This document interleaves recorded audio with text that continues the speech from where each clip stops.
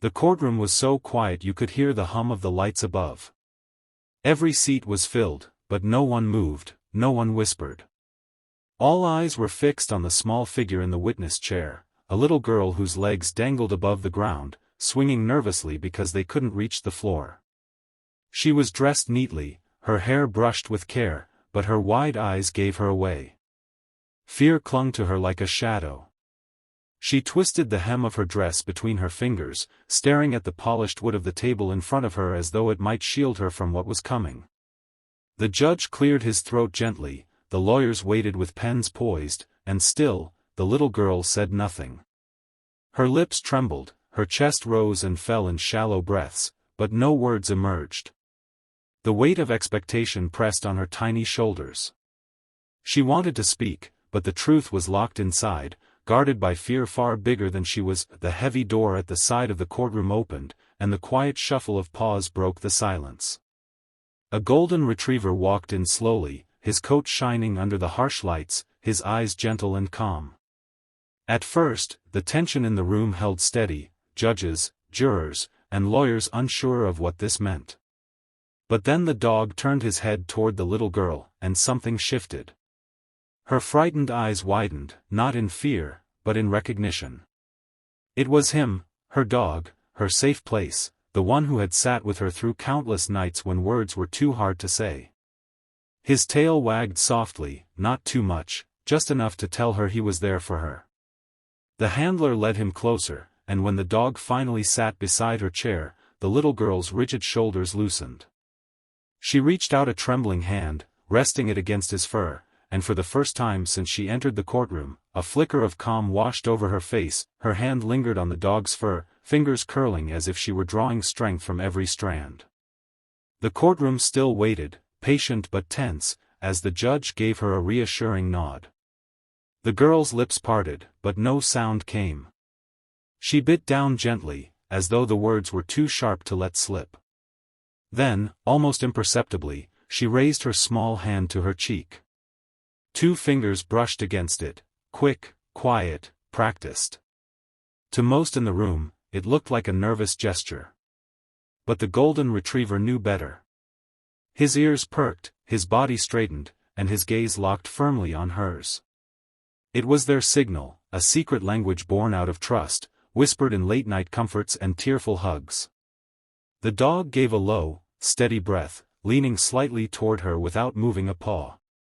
The girl's chest lifted. She wasn't alone anymore. No one else seemed to notice what had just happened, but those who did, those who saw the dog's reaction, felt something powerful beginning to stir. The judge leaned forward, ready to call the next question, when he stopped mid-breath. His eyes narrowed, then widened as he caught the subtle exchange between the little girl and the dog. He had been on the bench for years, seen countless witnesses stumble, falter, even break down, but never this. This wasn't random fidgeting. This was communication. The golden retriever sat taller, chest lifted like a soldier standing guard, his unwavering focus fixed on the girl. The judge's gavel hand froze in the air, suspended as though the weight of realization had pinned it. A ripple moved through the courtroom, jurors tilting their heads, lawyers glancing at one another, unsure of what they had just witnessed. The girl's small gesture, so easily overlooked, suddenly carried the weight of truth. The judge swallowed hard, the lines on his face deepening. For the first time in the trial, it wasn't the evidence, the arguments, or the law that commanded the room. It was a bond, pure, silent, undeniable, between a frightened child and her loyal companion. The little girl took a shaky breath, her hand still resting on the dog's warm fur. His steady presence seemed to flow into her, giving her a strength she didn't know she had. The attorney's question hung in the air, simple yet impossibly heavy. Can you tell us what happened? For a moment, silence threatened to crush her again. But then the dog shifted slightly, pressing his side against her leg, grounding her in the present. She gripped his collar, and something inside her unlocked. Her voice came out thin at first, barely a whisper, but the room leaned in, listening.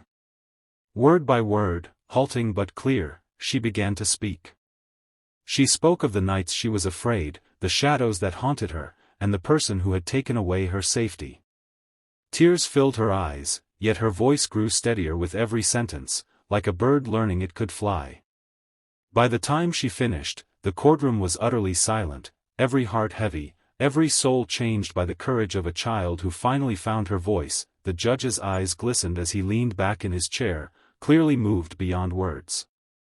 He lowered the gavel slowly, not to strike it, but as though he needed a moment to gather himself. Around the room, jurors wiped their eyes, attorneys shifted uncomfortably in their seats, each one struck by the raw courage they had just witnessed. But at the center of it all sat the little girl, no longer trembling, her small hand tangled in the golden retriever's fur. The dog rested his head gently on her knee, calm and proud, as if he knew exactly what he had helped her do. The judge cleared his throat, his voice unsteady but firm. "Thank you," he said softly, more to her than anyone else. The gavel finally came down, echoing like a promise. Justice would follow. Yet what lingered most in that courtroom wasn't the verdict or the law, it was the undeniable truth that sometimes the greatest acts of bravery are born from love. And sometimes, coup.